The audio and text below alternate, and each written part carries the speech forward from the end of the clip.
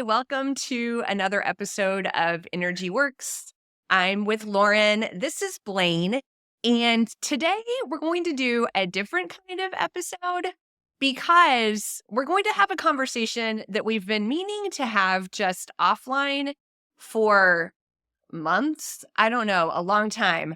Lauren asks me every once in a while about rest days because I am an exerciser and she is an exerciser. And you can't just exercise without some rest. You have to let your body rest and recover. And so she's had curiosity about how much I rest and when I rest and how do I know I need to rest and stuff like that. But we never, we just have to talk about business or whatever else was going on in that moment. And so she never gets her questions answered very well by me. And then it just came up again and the subject of exercise, period. And so we thought, let's just flip on the microphones and the camera and record this conversation because while we love yoga and we love doing our Eden energy medicine techniques, and sometimes we do them separately, sometimes we do them at the same time in this thing that Lauren created called energy medicine yoga, where we do our energy work on ourselves while we're also doing our yoga practice. We also need to move our body, especially because we are business women and we are often sitting in chairs or, working on computers or that sort of thing. And so unless we make ourselves get out and move, we have more of a sedentary lifestyle, which truly is where I think most of us find ourselves these days. Unless we are intentionally not being sedentary, then we have a pretty sedentary lifestyle. And the longevity data shows us that we need to move. So that is our topic today. So Lauren, I'll kick it over to you and maybe I'll let you frame the question and we can get into it.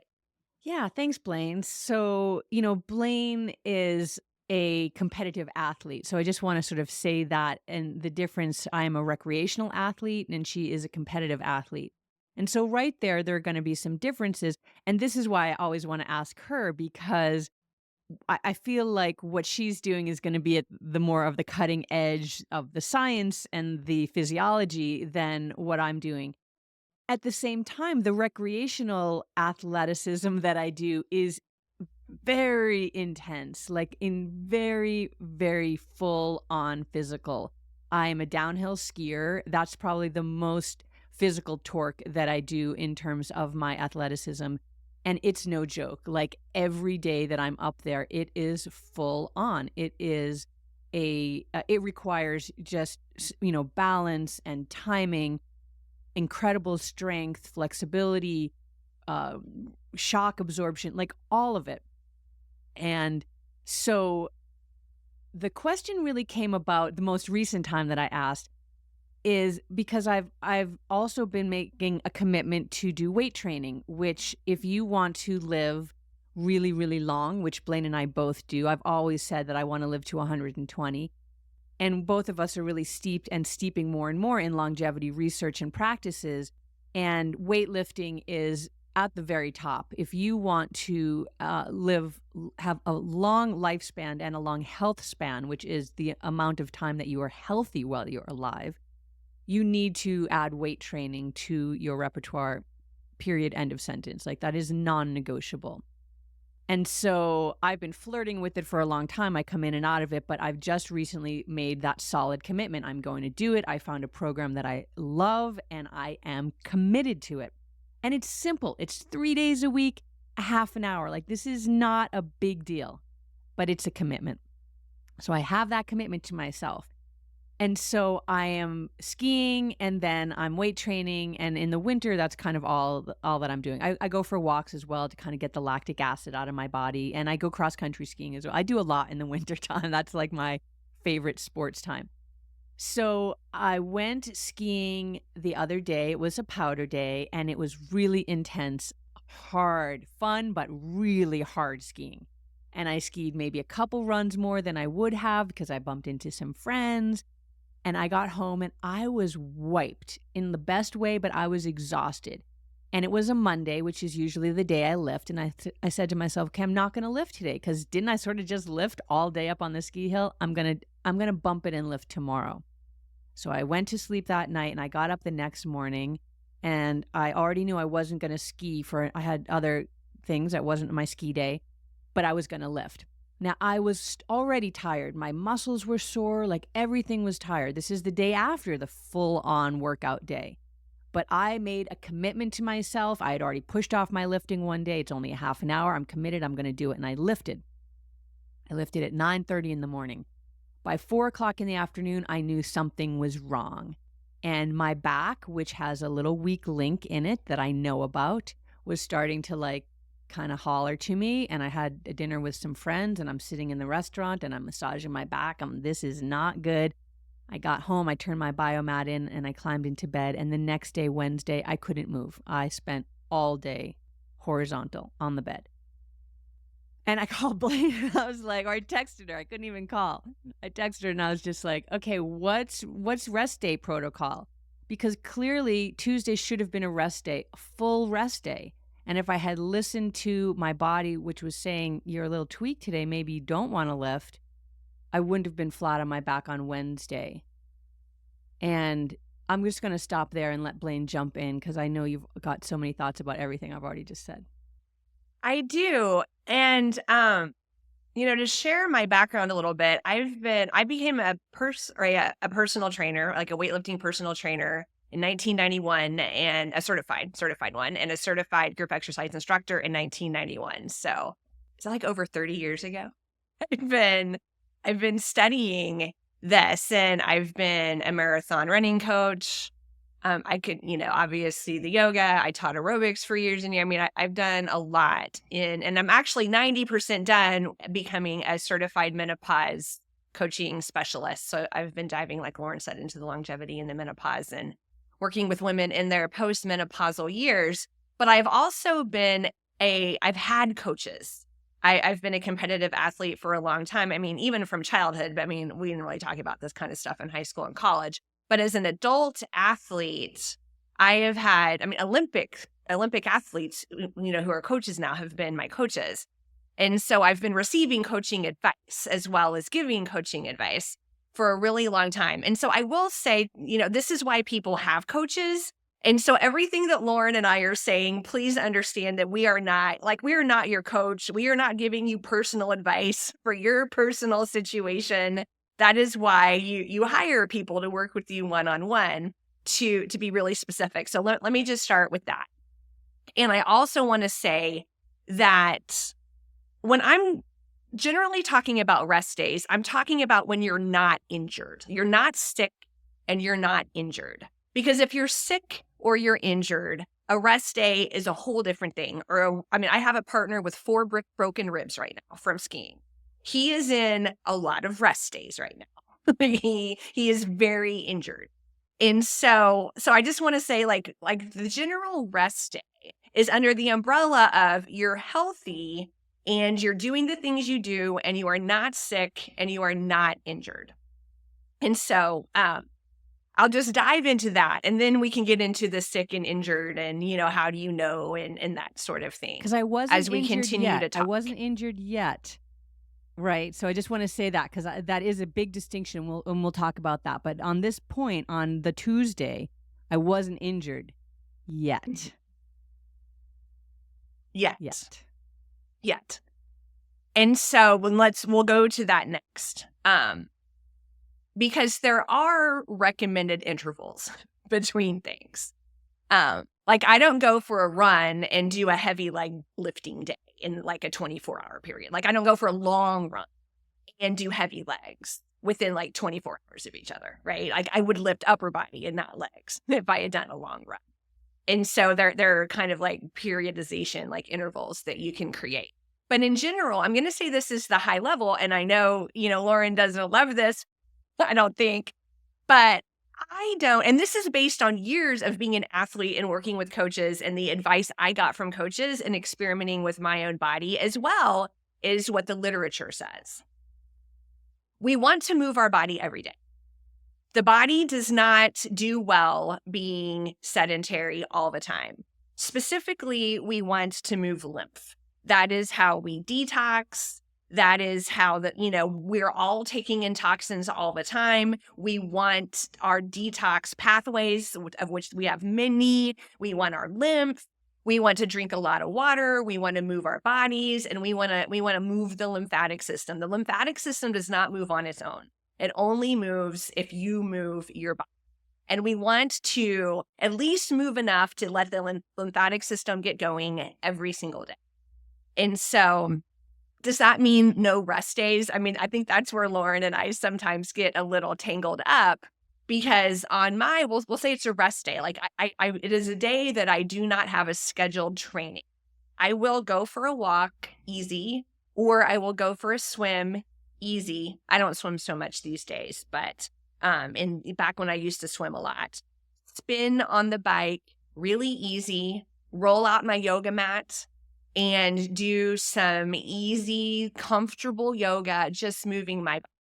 And so I do not take a day where I literally am just laying on the couch all day in some kind of recovery mode, unless I am sick or injured. And if I'm sick or injured, that is a different thing. So I always move to flush. And because these are situations where I'm not sick or injured, a rest day, I think, implies I'm resting after doing something, right? And so the thing that I've done has probably put a lot of lactic acid in my body. I probably have waste product in my body that needs to be flushed out. And I had times when I was newer, especially when I was doing Ironman. And I mean, just to frame it, when you're a serious competitor in Ironman and you're in peak training, you're training 24, 25 hours a week. And so I had a full-time job and I was traveling and I was training 24. You're not doing that year round, but that's like, kind of a few weeks at your peak before your race. And so there were times I was just like, oh my God, I'm just going to it's Saturday.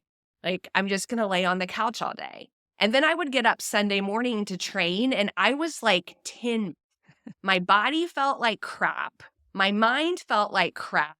I could barely move and I had a terrible workout.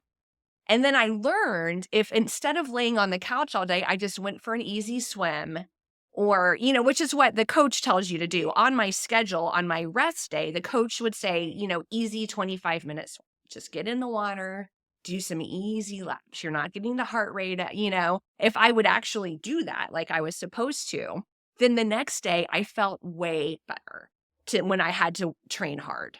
And so that is how I frame rest day.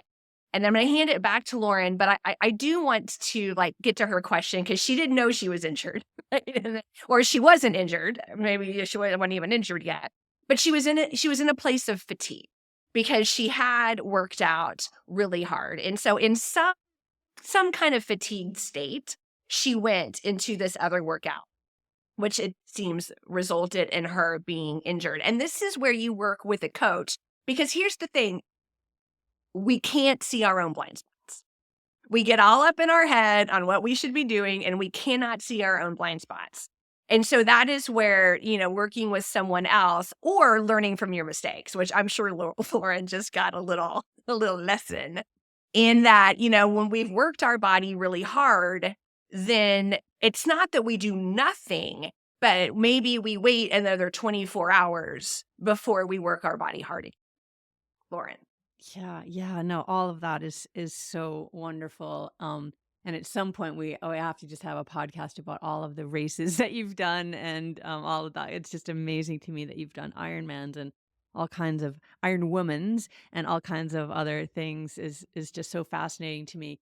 But yes, I think that idea of rest day is not a do nothing day, that the constant moving of the lymph. And I think too, I do have days where I won't, I don't know if that's even true. I think I'll always go for a walk, like something, but I don't consider that a workout. And maybe that's like a little bit of the difference.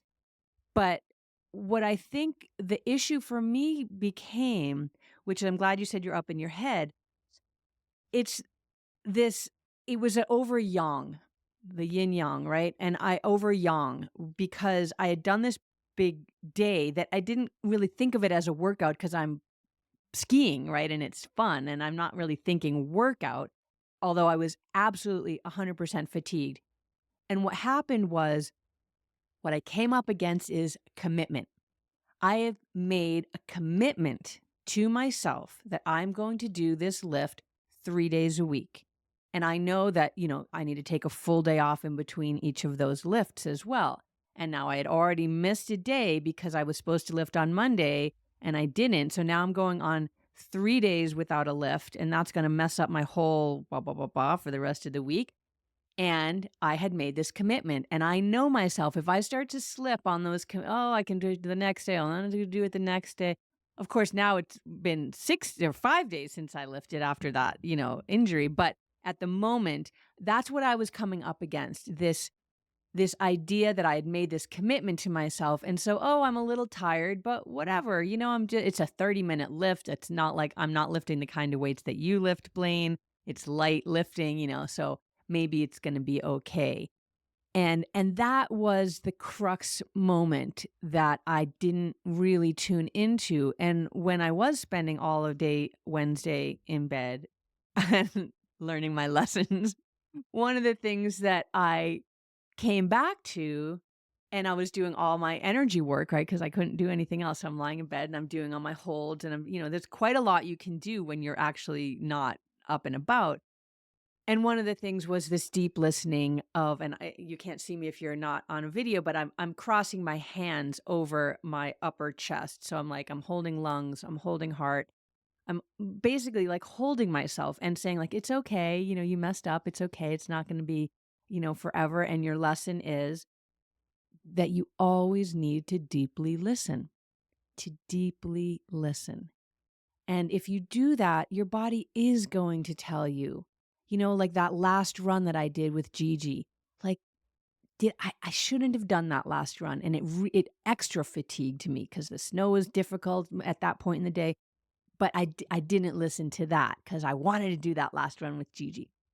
And then the next day, I wanted to do that lift. I had committed to this and I was excited about it, right? So I didn't listen.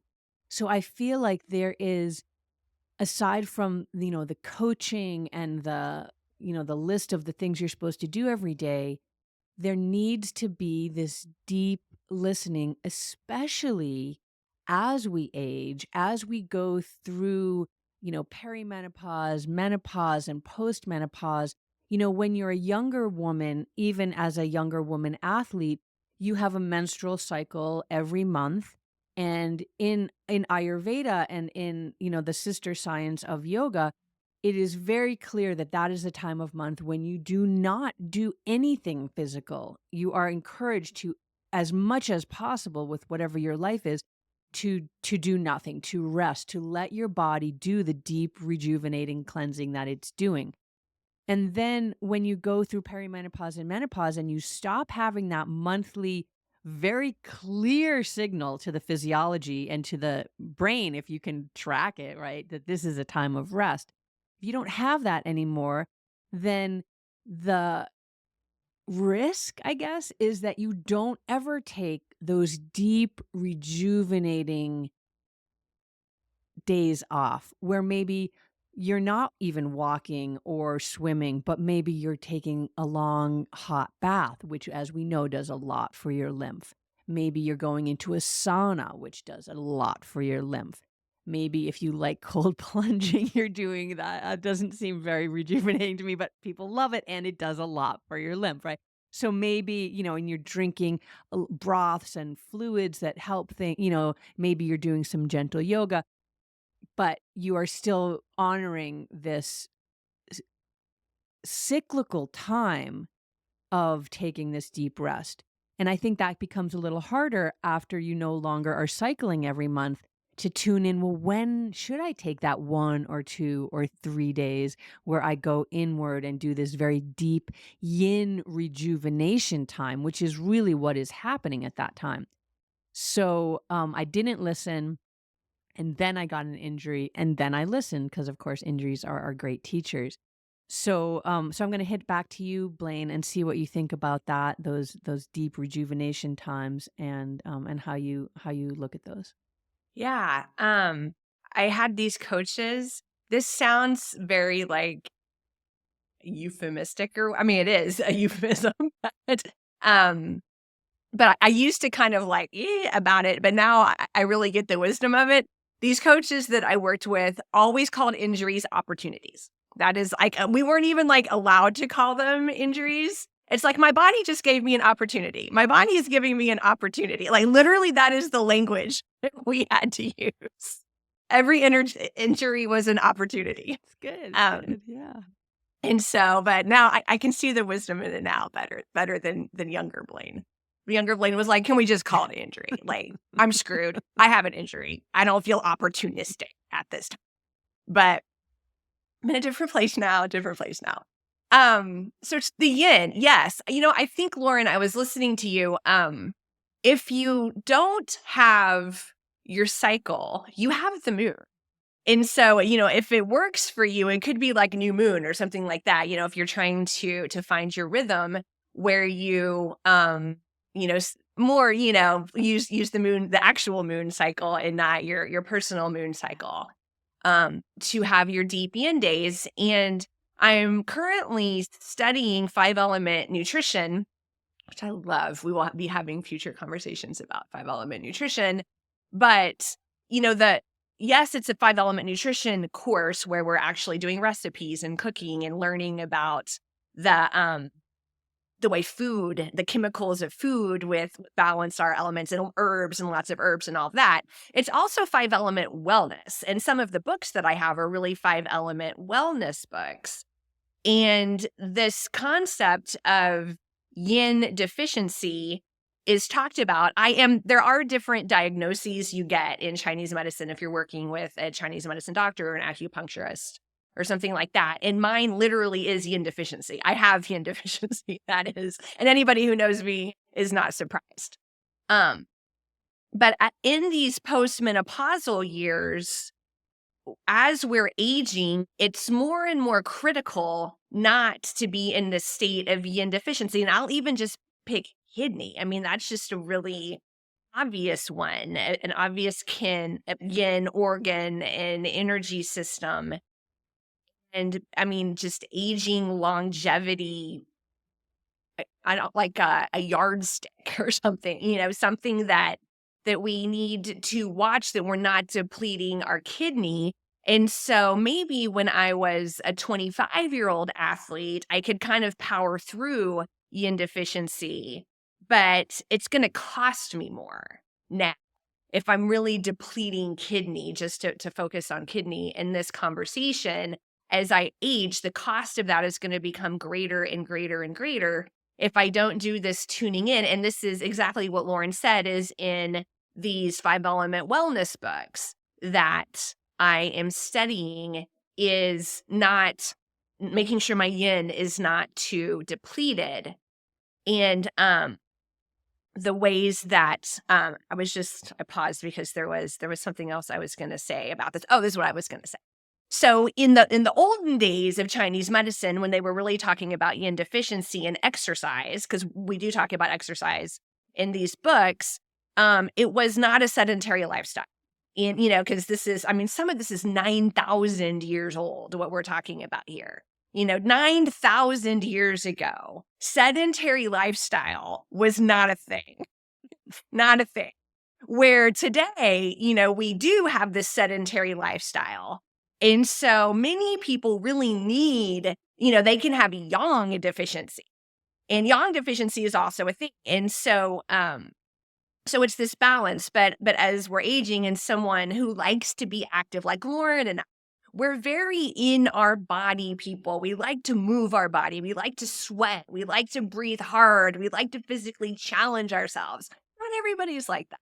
But Lauren and we're very like in the body, and we like that aspect of having a human body and having to have fun with the human body and work it and use it and, be in community with it and work out with our friends and all of the ways that we like to do it.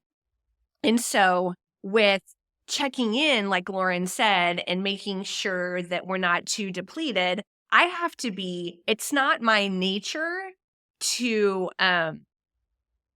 care, because I just love to be out having fun and doing my thing. And I have my goals and my races and my plan, and all that sort of thing. But at what cost? And that's what I have to really step back. And so the ways that I can tune in, and this is something I'm, making myself do and getting more habitual about and all that, am I, in classic exercise jargon, we would say overtrained. Am I overtrained? And do I need to take it back? Which doesn't mean sit on the couch and do nothing. But do I need to do some easier movement for a day or two while my body can come back to homeostasis before I hit it hard again? And for me, sleep is a big one. Even I have very great sleep hygiene. We've talked about sleep. I'm kind of a role model as far as just being, when I go to bed and when I get up and, everything I do to try to have a lifestyle where sleep is a priority. But if I do all those things and I can't sleep, or I'm kind of feel like I'm sleeping okay, but that the alarm has to wake me up. That is one, because I usually wake up 5 to 15 minutes before my alarm. I mean, 9 nights out of 10. I do set an alarm all the time because it's really important to me that I stay on my schedule, because if I sleep too late, then when I try to go to bed that night, I'm not tired because I slept too late, and I kind of get into it. I start everything downhill from there.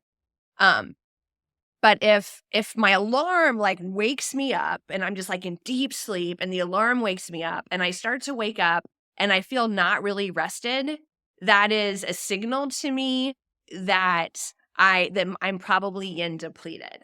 And it doesn't mean that I have to go back to bed for 4 more hours or anything like that. But it does mean the way I move through my day and the way I nourish myself and the way I adjust my schedule and that sort of thing is in more of a restorative, I start to move in a restorative mode. And so then I can start to fill my yin cup, for lack of a better word, and come back into homeostasis. And so I can continue with that. Do you ever go back and I to do, sleep Lauren for the asked 4 me, hours? No, no, never go back to. If you wake up tired, you no, never go back to sleep. I Okay. don't. I would potentially go to bed earlier that night. But I've tried that. I don't, because I've tried it. And then that night I can't fall asleep. So then I've gone to bed at 8:30, but it's 12:30 and I haven't fallen asleep yet. And then what, 4 hours again and so I have to keep it on the schedule, or else the schedule just falls apart. I have tried, trust me. It doesn't serve me in the long run. It throws me off for several nights. But when I check in, because Lauren and I were talking a little bit about our what do you do when you wake up? And I mean, mine's pretty simple. I wake up either naturally or with the alarm, and I pull my knees into my chest, and I do a little supine twist. I drop my knees to one side. And so I'm kind of in a pseudo fetal position, kind of, but also doing a little bit of a stretch for my back. And I just kind of breathe and lay there. And, I'm coming into consciousness and coming into the day and checking in with myself and how did I sleep. If I had dreams, I try to remember them and think through whatever messages might have been coming to me from dream world, while I'm laying there. I love to try to remember my dreams. And then I flip my legs to the other side and balance it out and kind of supine twist and continue to think about that. And then, and this whole thing is maybe 1 to 2 minutes per side. And then, put my feet on the floor and sit up and stand up and go. Often my partner Burke is asleep next to me. And so I can't be too rustling around over there. Then I have to kind of quietly leave the bedroom and go. But when I was a younger athlete working with coaches, they would make us check our heart rate. in the morning. And if we had an elevated heart rate, we would know what our normal resting heart rate would be. And then, kind of what our normal heart rate would be in the morning. And that's that a sign of overtraining or yin deficiency. They would have never have used those words, would be an elevated heart rate in the morning. And then we would adjust the training until my heart rate was back down into a normal way. So Lauren, Yeah, I've what do you I've done think? that one too. I actually learned that not from training, but from, well, I suppose it is training in its own way, with Dr. John Duyard, who's an Ayurvedic doctor, and big friend of EM yoga. We're actually got to get him on our podcast sometime soon. But um, so he talks about that. So you take your pulse every morning just with one of those little finger clips. Like, it's not a big thing. And then you find what your baseline is. And if you're over or if you're under that by like 2 or 3 beats, that's an indication that your body needs a rest day. So however you're going to define rest day, right? You're going to take it down a notch, and you're going to do something that's a little more yin feeding. And I really like that. I did that. I've done it several, different times for spans of time, because it's giving you that. It's like that biofeedback, right? So not that you're not checking in with yourself, but you're getting, because you're literally checking in with your own heartbeat, but you get to see it. It's not just your brain and your mind checking in, right? You're looking at a metric, and I really did appreciate that, and especially for those of you that are looking to track, like, when is it appropriate to take rest days? Like, your body will tell you. Your body tells you, right? It's just how do you listen?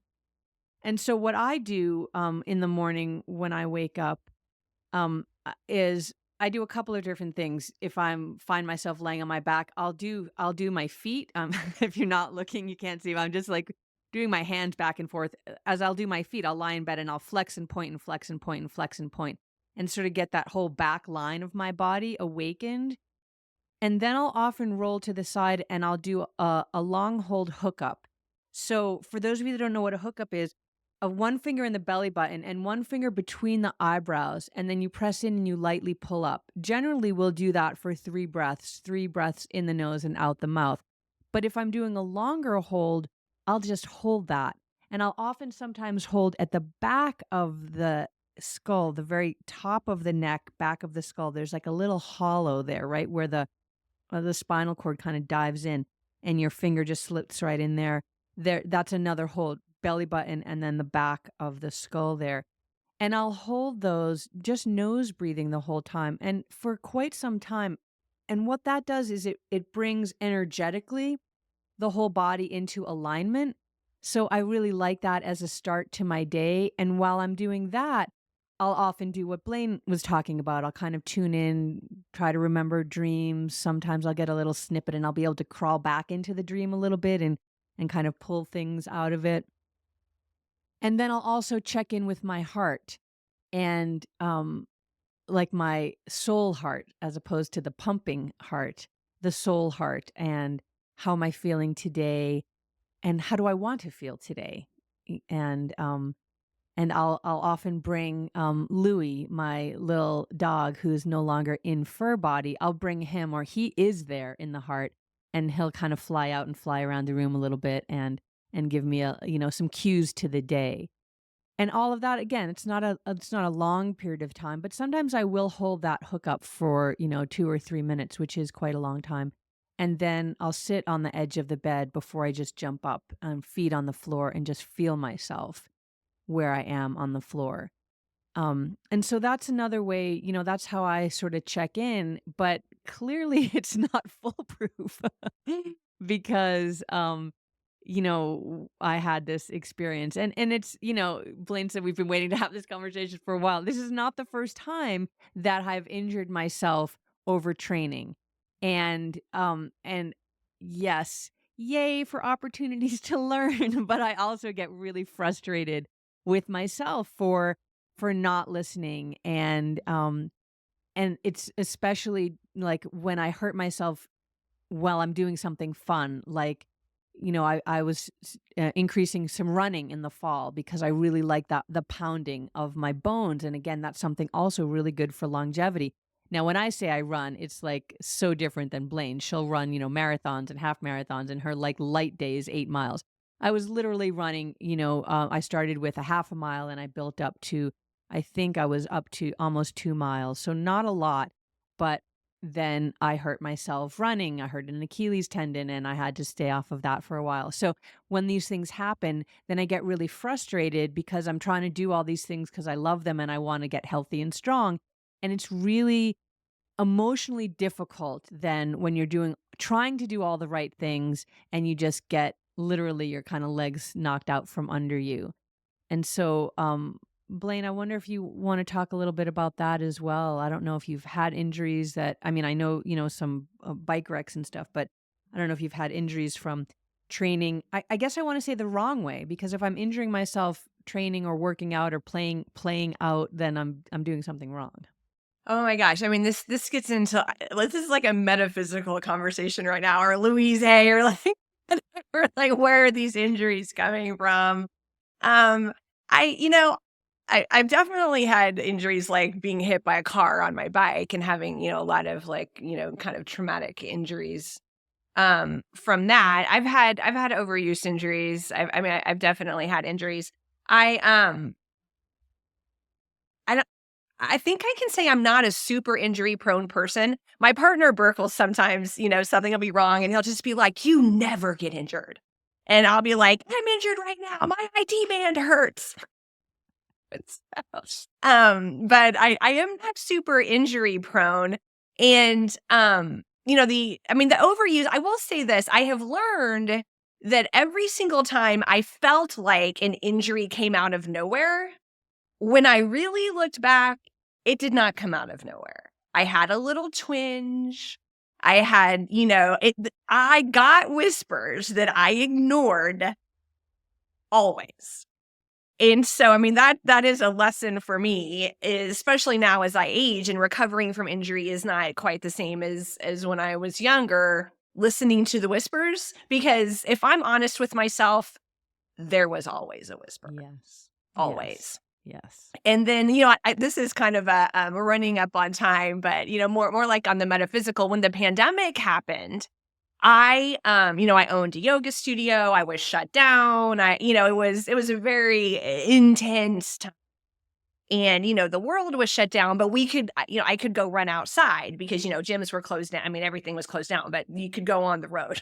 And so I was running on the road, and it was one of those times that I really can say I put my foot down and just pain just like shot through my foot and I was down. I mean, I didn't fall, but I was like, I can't run on this foot. I was like done. I mean, just like this pain like through my foot.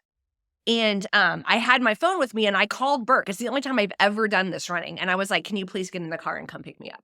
Like I was sitting on the curb. And it was just, I was done. So then, it started to feel better. And then Burke and I went on a hike like 10 days later or something. And I stepped off like a rock hiking on my other foot and twisted my ankle to the point that we thought I maybe broke it. My other foot.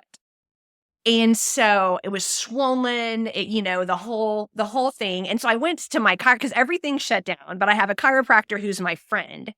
And so she met me at her office and she did the tuning fork thing where she was like doing the tuning fork and sticking the end of it on my bones and, to see if it was actually, and she was like, it's not broken. Like, I wasn't like screaming or something like when she put the tuning fork on my bone. And so it wasn't broken. It was a bad sprain. And then right after that, I went to Lolo, Montana to Susan Stone's house because I was in my first year of Eden Energy Medicine practitioner training. And Susan, even though the world was shut down, was still letting us come to her home and have our live classes.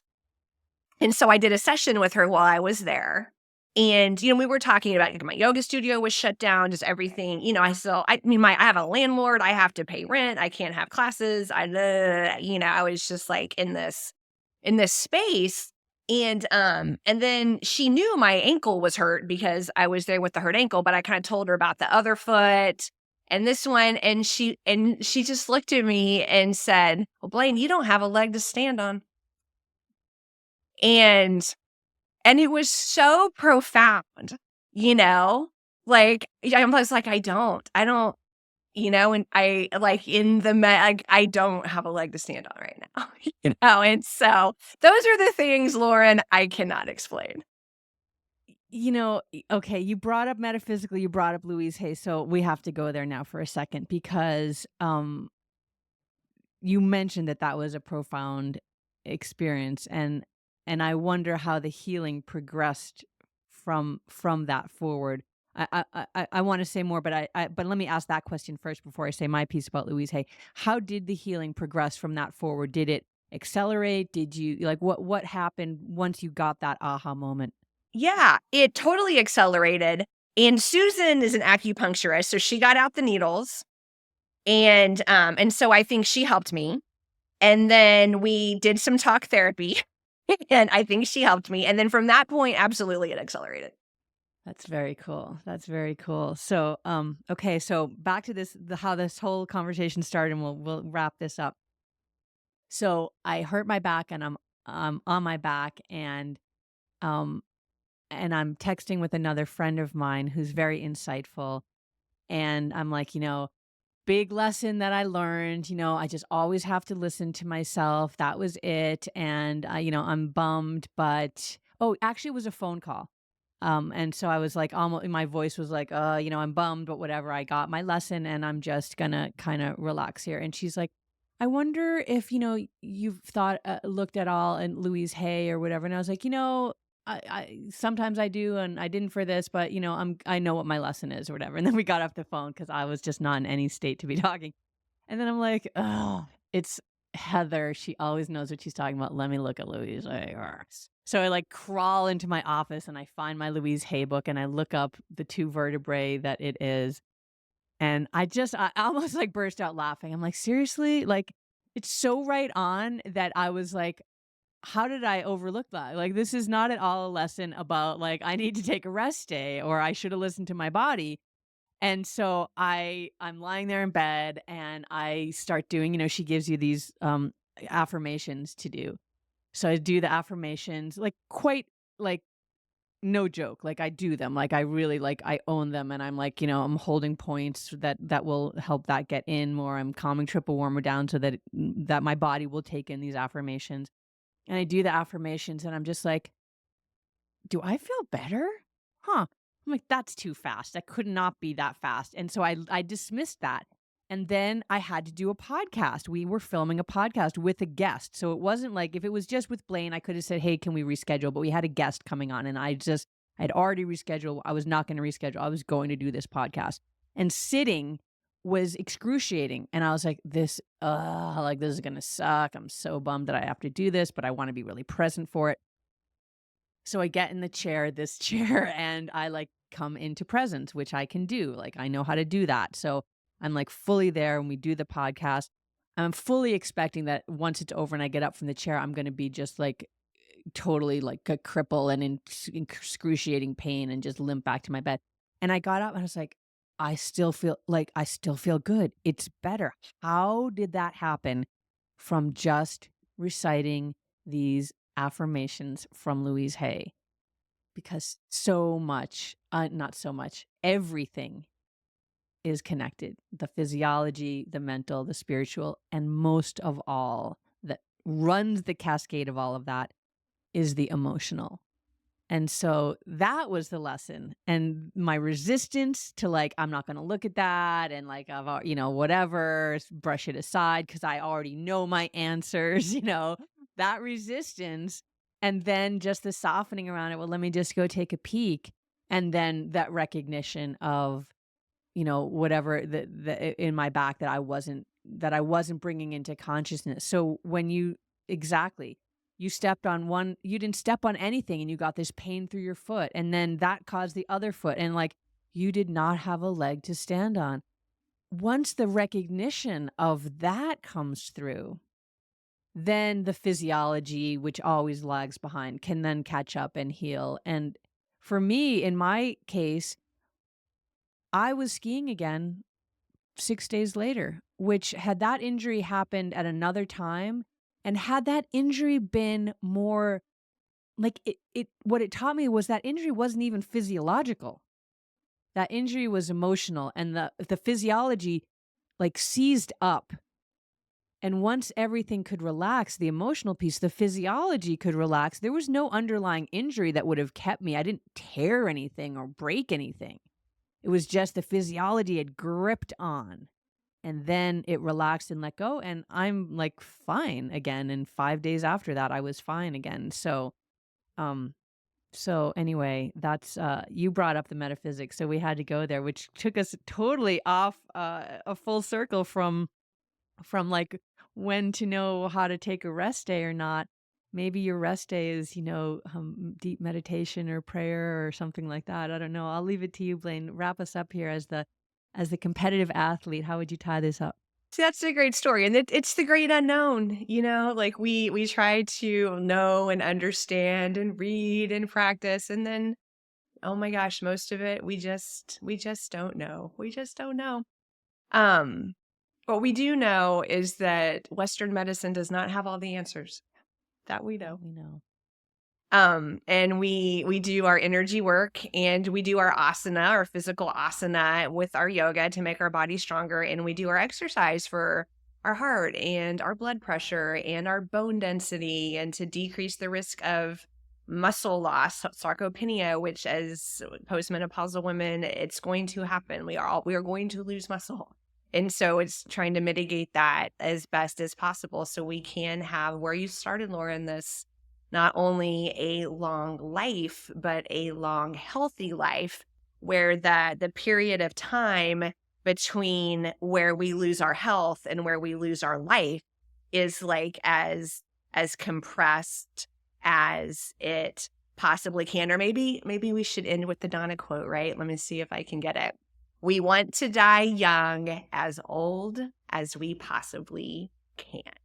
So we will close with that. Thanks, listeners. If you have thoughts, comments, anything like that, please put them in the comments. We would love to hear from you.